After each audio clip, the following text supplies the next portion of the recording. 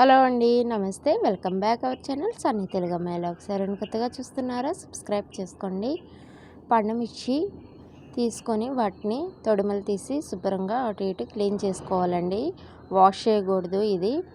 ఇదేం అల్లమో చెప్పండి. ఇది మామిడి అల్లం అంటారండి మా సైడు. దాన్ని అంతా పీలంతా తీసి చిన్న ముక్కలుగా కట్ చేసుకోవాలండి.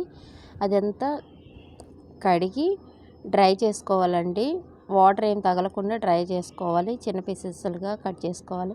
అలాగే శుభ్రంగా వాష్ చేసుకున్న గోంగూర కూడా అలా డ్రై చేసుకోవాలి, ఎండబెట్టుకోవాలి. ఒక ప్యాన్ పెట్టుకొని గోంగూర అలాగా వేయించుకోవాలి, పక్కన పెట్టుకోవాలి.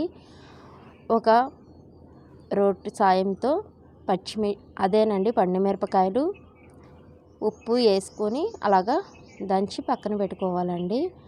అదే దాంట్లో ముందుగానే కుక్ చేసుకున్న గోంగూరను కూడా ఫ్రై చేసుకున్న గోంగూరను కూడా యాడ్ చేసుకొని అలాగా దంచి డబ్బాలో పెట్టుకోవాలండి.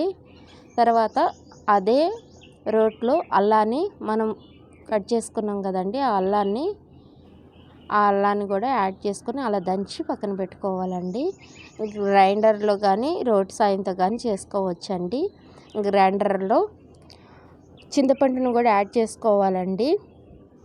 చింతపండును కూడా యాడ్ చేసుకున్నాక గ్రైండర్ని శుభ్రంగా క్లీన్ చేసుకున్న తర్వాత ఆ గ్రైండర్లో పండుమిరపకాయ అలాగే చింతపండుని పెట్టింది యాడ్ చేసుకొని ముందుగానే మామిడి అల్లం మనం రోటి సాయంతో దంచుకున్నాం కదండి, దాన్ని దీంట్లో యాడ్ చేసుకొని మిక్స్ చేసుకుంటే ఎంతో టేస్టీగా ఉంటుందండి.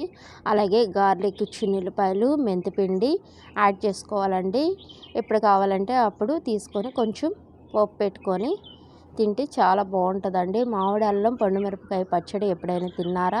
తింటే కామెంట్ చేయండి, తినకపోయినా కూడా కామెంట్ చేయండి. అలాగే లైక్ ఇవ్వడం మాత్రం అస్సలు మర్చిపోమాకండి.